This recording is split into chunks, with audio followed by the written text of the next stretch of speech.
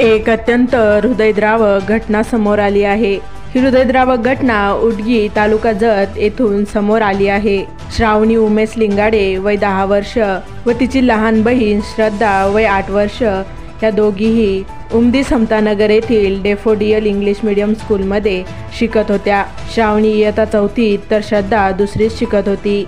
या दोघीही उडगी येथील रहिवासी होत्या। त्या शिक्षक उमेश लिंगाडे यांच्या मुली होत्या।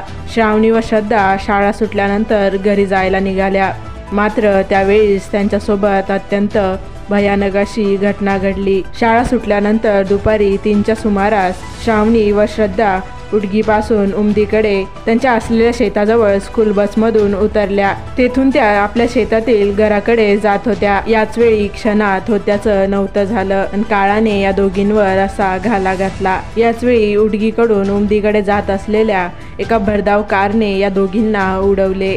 त्यामध्ये त्यांना गंभीर दुखापत झाली।